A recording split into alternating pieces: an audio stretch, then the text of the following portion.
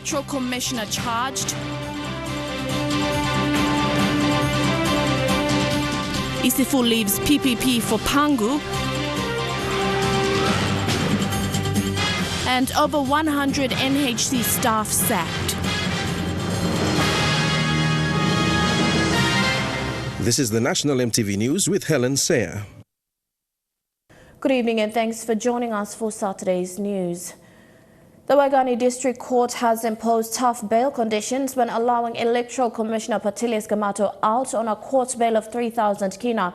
Mr. Gamato was charged for official corruption, money laundering and conspiracy on election-related allegations dating back to 2017. At 2 p.m. yesterday, the 53-year-old from Uwen Gulf District in Morobe Province was questioned by officers from the Criminal Investigation Division at Boroko before official charges were laid against him. He was refused police bail and spent at least 4 hours inside the police cells while his lawyer ran to the courts seeking bail.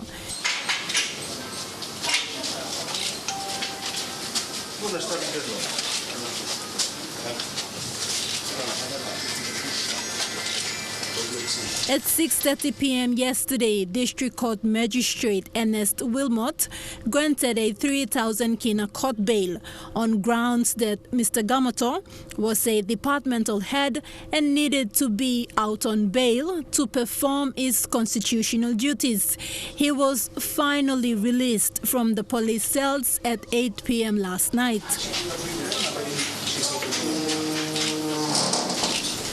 Gamato's bail conditions include he should not interfere with possible state witnesses, he should seek court's approval before attending to constitutional duties outside of NCD, and attend all court hearings.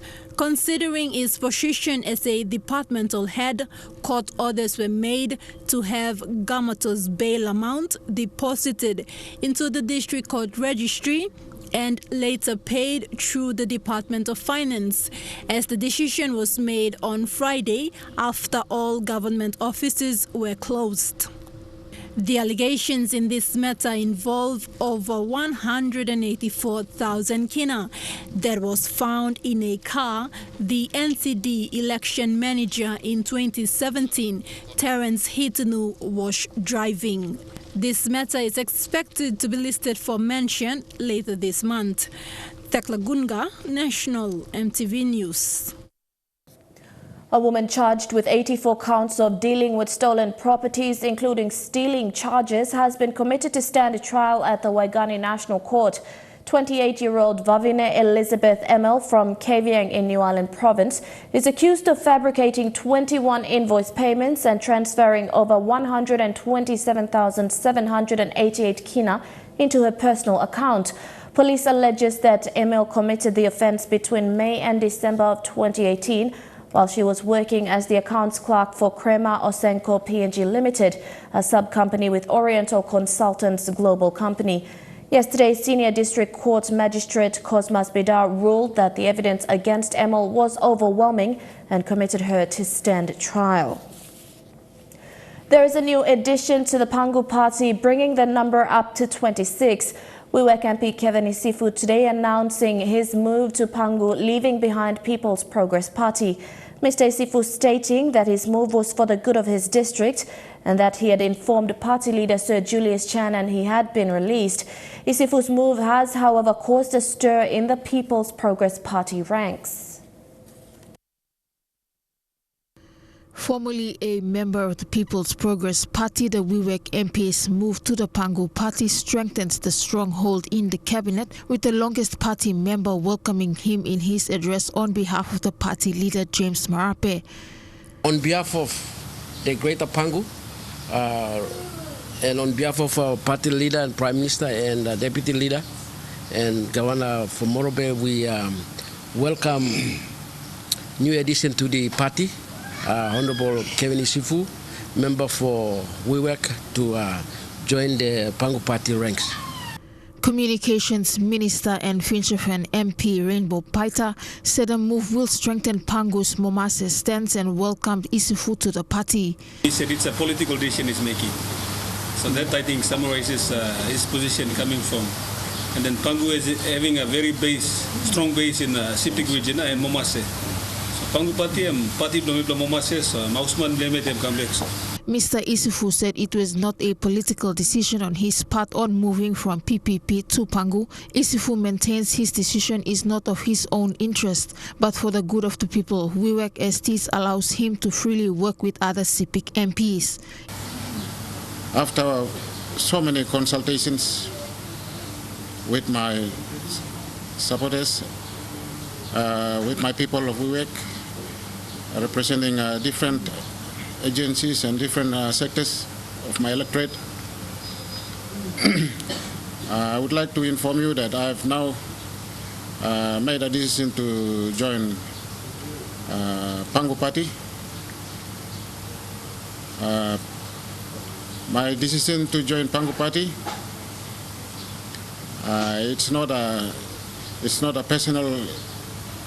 of my personal interest, but it is for the good of my people and all of us.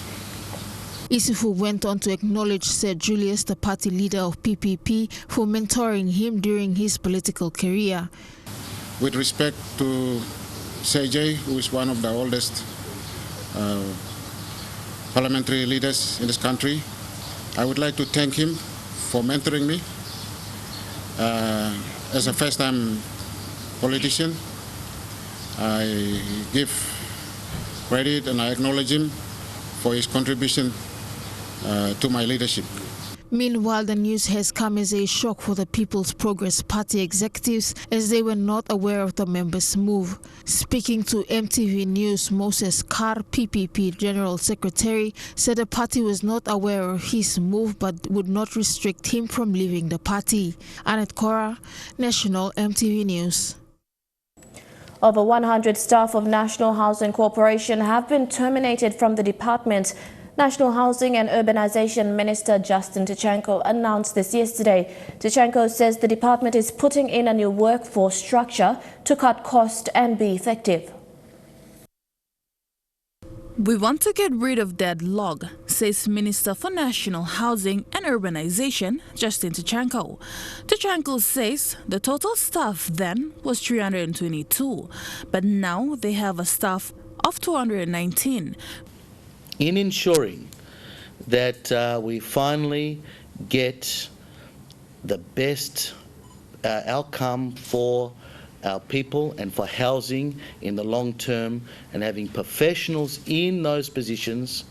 Tichenko also said the new staff structure has already been approved by the National Executive Council and is now in the process of being submitted to the Public Service Minister. So now, when the new structure is going through, all those 219 positions will, once going through the proper process, will all go under the government payroll. So there'll be no more selling of public assets, no more selling of our houses and that we can use to house our Papua New Guineans. National Housing Corporation's Acting Managing Director, Elizabeth Boada, says the staff's restructure will save the department millions of kina. The structure at the moment has a budget of 16 mil to fund the salary, the base salary, and the emoluments. With the new alignment that we've done, the board has endorsed, and we're going to the Department of Personal Management for approval. It's gone down to 11 million, so a saving of 5 million for the NHC. So we thank the minister and the board for actually approving the structure as well. Michelle Stephen, National Emtv News. Electricity remains a priority for the Karukuhiri district. Open MP Peter Isoaimo says this is vital to empower communities. A cheque of 50,000 kina was presented to PNG Power Limited and contractor by the Karukuhiri district administration yesterday. Prior in presenting the check to PNG Power, the Karukuiri MP says the electricity project in the district is among the priority sectors for the DDA. Isifu says despite funding woes, appropriate allocation will be released to fund projects so communities benefit. We are thankful to PNG Power for sourcing and facilitating the New Zealand aid funds. The funding will continue the electricity project from Sabusa to Brown River. Communities along the stretch will benefit with PPL providing the oversight. MP Isifu says the New Zealand aid is carefully utilized. With the downturn in economy, it's very hard for us to do everything as people wish, but we prioritize and keep prioritizing to areas where we feel a need. Services should go down to reach our people. For PPL, funding has been a constraint. Work has halted due to financial reasons. The project manager says by December, communities will access electricity. This money, and by able to can finish in this work, lo Sabusa, lo transformer, and I'm looking at 2 weeks, and by me finishing this work, and then ready for Christmas launching and commissioning. Contractor Gindi Building Services is confident to complete connecting electricity supply into communities. Ricky Ginigin says work will commence once the funding is made available. Line must run, light must come up. All the line must celebrating Christmas and then power light from Sabusa and finish the Brown River. Another major electricity project in the district is the recently launched Edevu Hydro project. Jack Lapava Jr., National MTV News. You're watching National MTV News. We'll be back with more stories after this break.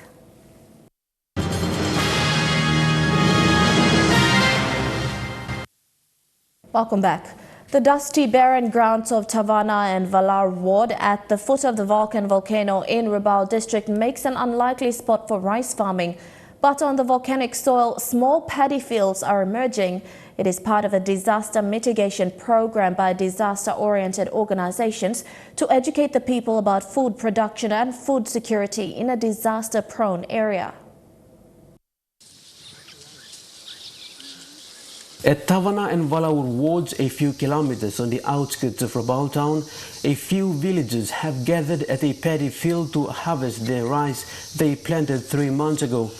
Locally grown produce like rice is rare in this area. But what's more threatening is that the area is located at the foot of the volcano, putting the lives of the 500 people who live here at risks. Mi plastape, it's been 94 eruption in 25 or 24 to 25 years. So me play Yoko Lukimasem by another 25 years and by mountain pay I come up where me play Lukimasem still very long. So me play Amaslo, take him upon him something where Yoko come inside. 3 months ago, a joint partnership between the International Organization for Migration, or IOM, OISCA, Rabaul District Administration, and the East Nubitan Provincial Disaster began the program. It is centered around disaster mitigation and focuses on food production and food security to encourage the people to be resilient in an event of a volcanic disaster. And they can produce rice. That means from the field to the plate, it can be done within the house using those simple technology now available. The neighboring Matupit Island faces similar problem. It is located in a red zone at the foot of the Tavurvur volcano. Numerous attempts to have the people relocated to safer areas were unsuccessful because they keep coming back to their customary land. The Valaur and the Tavana people are no different. This program I come inside our Rabaul district and I mean in line one time plan one thing we like that long people from Rabaul district because Rabaul district I mean severely affected by volcano 20-25 years now, 30 years now. Disaster-oriented organizations such as IOM and the Provincial Disaster Office know all too well that the people won't leave their customary land. All they need to do is to encourage the people to be self-reliant, as when a disaster strikes, they will be prepared for it. Edwin Fidelis, National Emtv News, Kokopo. Surandi Cocoa Samoa, a small company in Samoa, through their research has estimated that in 5 years the small island nation will not have coconuts. Through using the dynamic eco-forestry farming, they are in a partnership with the Samoan Ministry of Agriculture and Fisheries to boost the replanting of coconuts. Although their end product is coconut oil, they utilize the whole coconuts.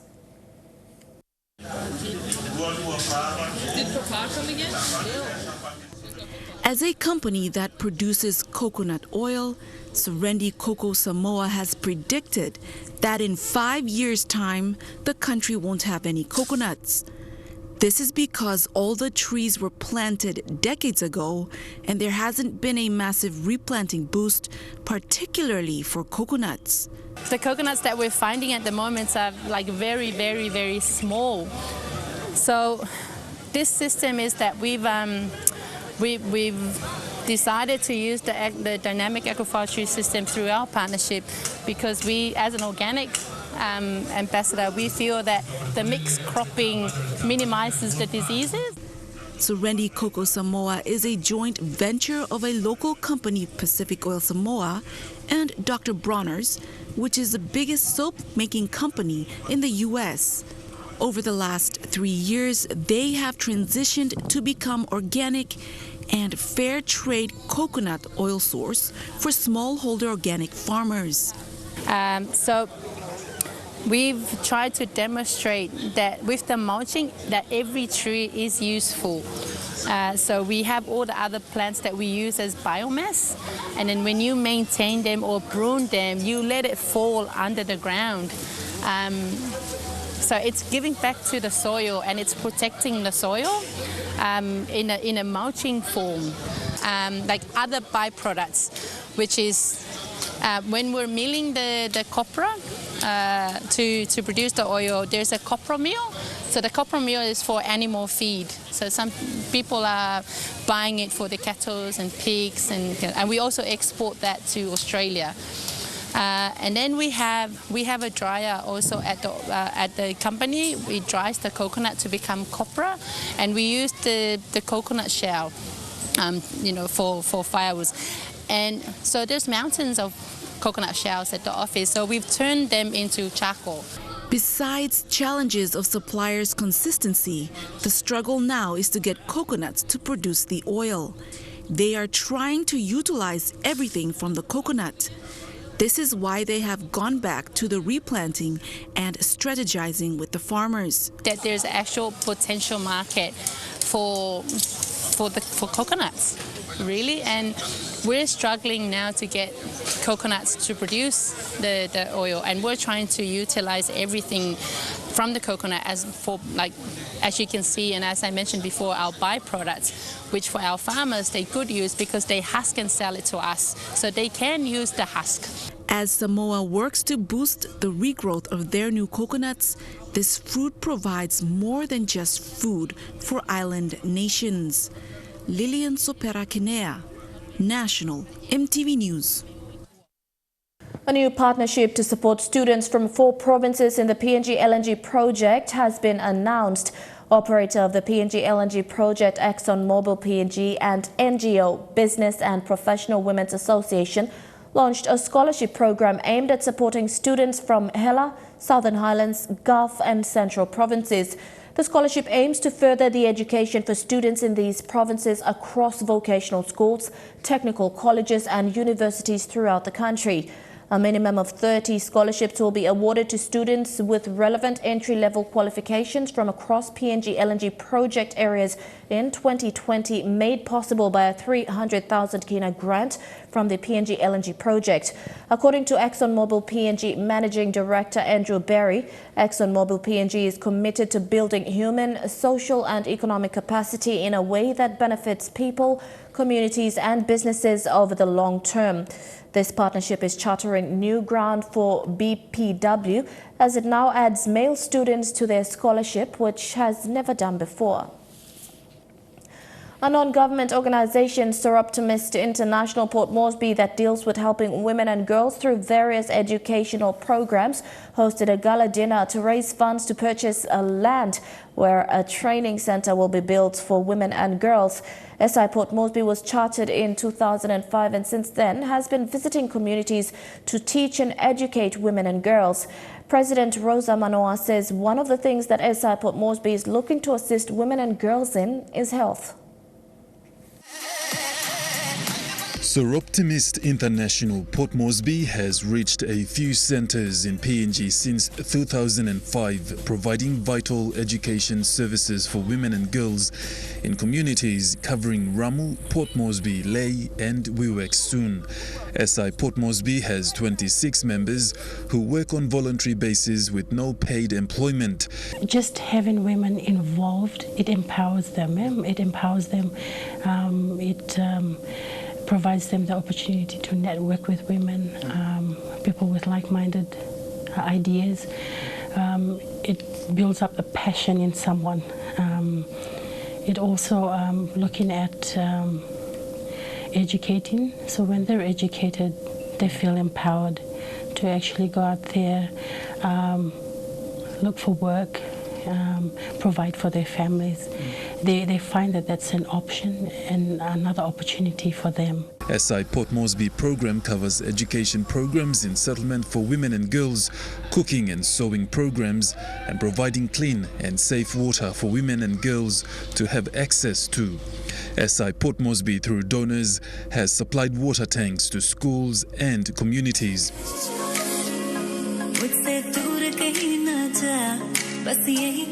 A recent gala dinner was hosted to raise funds to purchase a piece of land to build a training center. Providing a venue that's safe for them to learn and develop their skills, which we are hoping to have a fully fledged commercial kitchen for training, computer training center, and other training plans that we have. We might be looking at having a little market to sell fresh produce. An area closely watched by SI Port Moresby is health for women and girls. So one of the things here in Papua New Guinea, we have a high rate of fatalities at birth. So that was the reason why that appeal was put through. So I'd really like to look at women being able to be provided with clean and safe places to go to when they're giving birth or when they have health problems. Soroptimist International has a network of around 75,000 members in 122 countries, helping to transform the lives of women. It works at a local, national and international level to educate, empower and enable opportunities for women and girls. Godwin Eki, National Emtv News. 22 college lecturers and teachers now know how to create talking books using the Bloom Reader app. The SIL Education for Life team recently visited Balop Teachers College to train them in using the Bloom Reader app to create talking books for their classes. If one wants to learn a new language, one needs to start listening and then speaking it. Trainer Kunden Hartog said all educational specialists agree on this truth, but many children in PNG don't get much opportunity to listen to good English. This is one of the reasons why so many students find it hard to speak English. Talking books were created specifically to fix this problem. The lecturers and teachers learned about this new smartphone technology and made their own talking books. Many participants enjoyed learning and finding out how this could benefit education in Papua New Guinea. A new entertainment center was opened by NCD Governor Post Pakop recently. Octagon Entertainment venue, containing various areas from restaurant to pokies and bar, is open for business in Port Moresby's downtown area. The new center is one of the many new additions of hanging spots for tourists and nationals. The new bar and restaurant has attracted many living around the city and those passing through. The facility, built to international standards, NCD Governor Poes Pakop has challenged the owners to keep good business standards so services are appreciated. I want to encourage you all to maintain standard, make it become a top-notch, good place where people come. They come and entertain, recreate. It is safe for women and girls to come, safe for everyone to come. Expatriates, national, they come here, they feel they're safe. They can come for drinks, they can come for party, they can come for dance, they can come for karaoke, they can come for playing poker. So if they got a lot of money, more than me, they can come down. He said with Octagon Entertainment providing pokies, bars, entertainment lounge and restaurant, there is something for everyone. CEO Eric Park says not only is the area great for families and friends to hang out and enjoy Octagon Entertainment facilities, but security of guests is priority to ensure services are enjoyed. Thank you for all the NCDC people. We are very happy to open this in main town, our Octagon Entertainment shops. And then normally we are ground floor is Korean restaurant, and then we are pokies, and then upstairs we are bar, and then KTV karaoke room, and then we are people come to enjoy to hear this entertainment center. This week will be the first week for the organization Octagon Entertainment. That time we've been open the club. There's so many people coming and so many expatriates coming, and they saw the club and they make a good comment about our entertainment, and they were saying that that's the place where we're supposed to be. Membership is also available for those looking to become members of Octagon Entertainment. Godwin Eki, National Emtv News. Coming up after the break, we'll take a look at stories making headlines overseas. Stay tuned.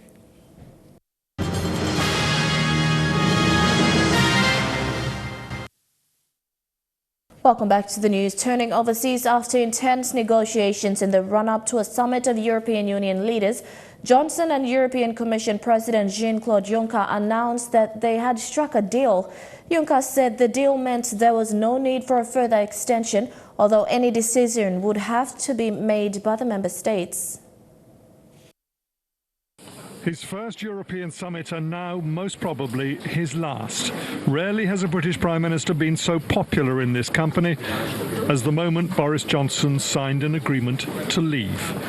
As a new arrival, Angela Merkel showed him round, a mixture of introductions, congratulations and goodbyes, even an affectionate slap from the President of Cyprus. Johnson had appeared alongside Commission President Jean-Claude Juncker to announce that 3 weeks of intense negotiations had finally borne fruit.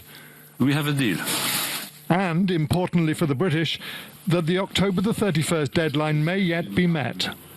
It means that we can deliver a real Brexit that achieves our objectives, and it means that the UK leaves whole and entire on October the 31st, and I hope very much now that my fellow MPs in Westminster do now come together to get Brexit done. There is, of course, satisfaction a deal has been done.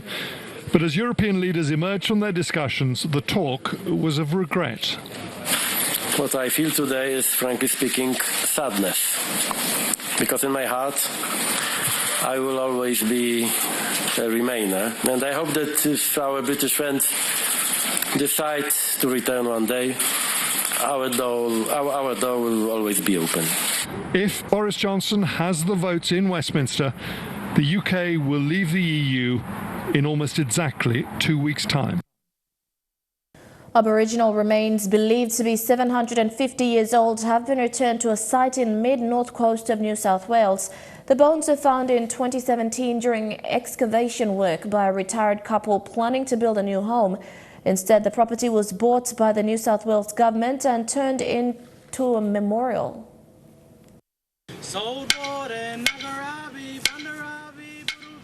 An unearthed relic of Indigenous history finally laid to rest. I think to the whole community that this is a win-win situation, that we've finally got to put them back.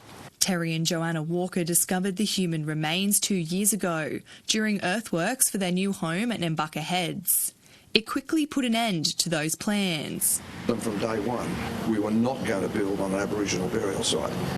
They later learned the bones date back about 750 years. The couple worked with the local community to try and find a solution. Earlier this year, the state government bought the land and turned it into a memorial. Archaeologist Tim Hill says a cultural assessment by the local council could have prevented the bones from being disturbed in the first place. To my mind, that was one of the critical errors that happened at the time, which led to the circumstances, which led to the discovery of the bones and doing everything retrospectively. We could always do better, both the council and the state, but just in relation to this particular issue, I think the state government's been tremendous, really. I think it's an important step in, if you like, rebalancing that record of history that we have here. Aboriginal elders hope it's been a learning experience for everyone involved. If they ever find some bones again, that they can get together a little bit better than what this one was. Although it took some time to resolve, the community is pleased with the final outcome. The world's first space tourists are hoping to blast off next year, and now we'll get to see what they will be wearing. Virgin Galactic has revealed its commercial spacesuit, which founder Richard Branson was the first to try one on. He's long been at the forefront of space travel, but today Sir Richard Branson was at the forefront of space fashion. Hang on, I'm going to have to do a quick once around. The billionaire unveiling the suit the world's first space tourists will wear. I think they've created a really comfortable, in certain people, very sexy looking spacesuit. It's smart too. There's lovely little touches like this little Virgin thing here. I press that and I can talk to anybody else in the spaceship. And personal, adorned with the astronaut's name and mission, as well as their nation's flag. For $250,000 a ticket, are the spacesuits included or are they sold separately? Now, I'd like just to let you know that you're going to get a free spacesuit, so all you have to do is sign here. From outer space to cross-continent, Branson's next mission involves building a supersonic jet with Boeing to take passengers around the world at about 5 times the speed of sound. London to Australia should be about three and a half hours. Bringing the space race closer to home. Chukai Sports is next. Don't go away.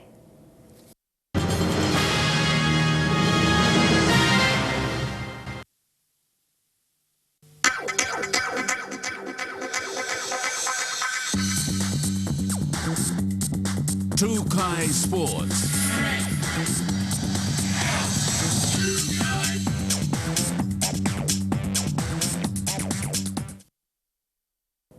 Welcome to Chukai Sport.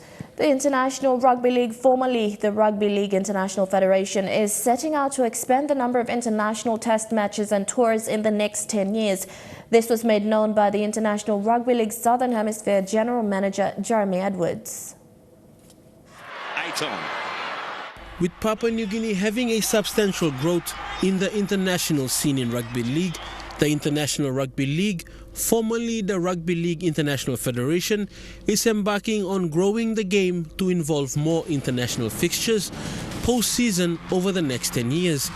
This will see more matches being played by emerging nations and also more tours by the more established rugby league nations.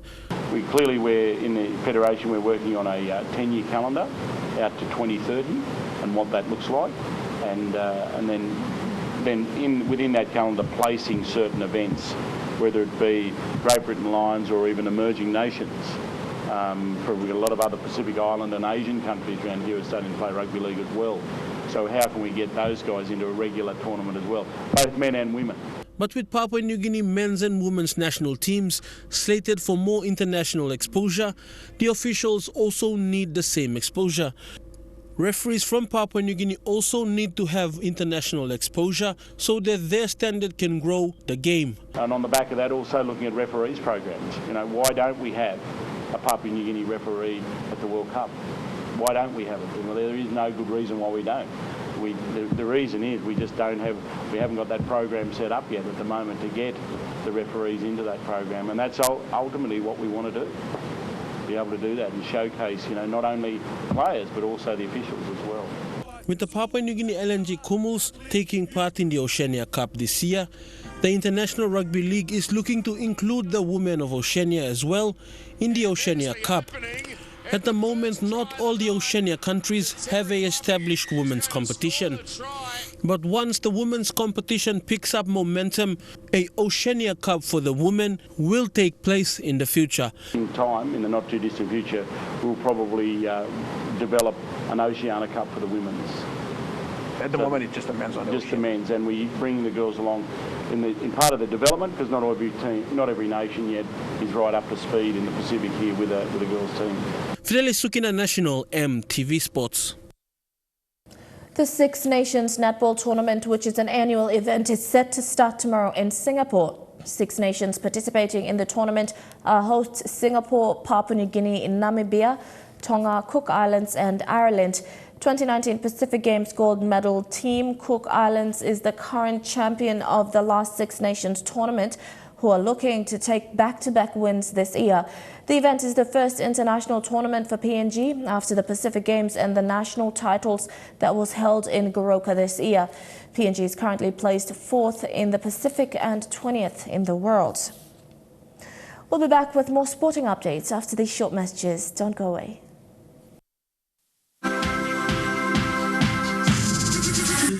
True Kai Sports. Welcome back to Trukai Sport. The Lay Squash Rackets Association is gearing up to host this year's PNG Open Squash Championships in Lay. PNG Squash Federation Treasurer Glenn Kabasug said with the tournament being held in Lay, they are providing the opportunity to attract more players to develop the sport in other centres. Lay Squash and Rackets Association President Richard Howden said the association is looking forward to hosting the tournament, which will be held from the 1st to the 3rd of November this year. The PNG Squash tournament this year is expected to bring players from Port Moresby, Mount Hagen, Kimbe, Rabaul and Lay. With a focus on junior development, this will be in preparation for other tournaments. And basically for this year, we're looking to send a team of juniors to the Australian Open next year, Australian Junior Open, next year. And we're hoping we'll be able to attract a lot of very good juniors from all around the country. Last year, the PNG Squash Open was held in Port Moresby after several years. This year, it will be hosted by the Lay Squash Rackets Association in Lay. We've moved it across here to Lay with the purpose of being able to provide that opportunity for the development of sport outside of POM as well, around the country. It will provide better, easier access, especially for the juniors and other players here in this region, in Lay. And just from the awareness around the other clubs, there's a big push on all the juniors coming through, so it'll be a great exposure for our juniors and a great stepping stone for them for the future. The LSRA President Richard Howden says although a small committee, they are looking forward to hosting this event. Hosting this event is a big deal for our small committee and our small comp here in Lay. We will use the funds that we gain from this hosting this event to look after the facilities that we have. Up to 50 players are expected to attend this event on the 1st to the 3rd of November. This will also coincide with the Squash Federation's annual general meeting. Registrations for the tournament will close on the 25th of October. Lucy Kopana, National, MTV Sports, Lay. And then on Trukai Sports, coming up next, the weather details for the next 24 hours. Trukai Sports.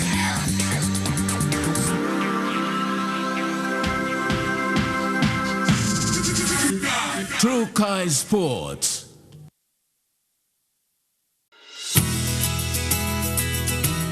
This weather update is proudly brought to you by Money Plus. With you always.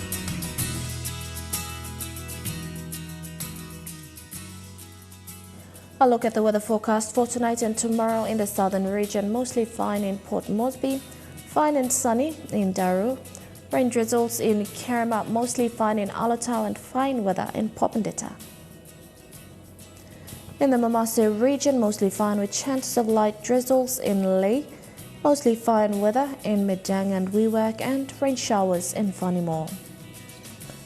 In the New Guinea Islands region, showers in Lae, rain showers and thunderstorms in Kavieng, Kokopo and Rabaul, mostly fine with chances of light drizzles in Kimbe and thundery showers at times in Buka. And in the Highlands region, partly cloudy with evening shower or two in Mount Hagen, partly cloudy with a shower or two in Goroka and Kundiawa, and partly cloudy with a few showers in Mendi and Wabeg.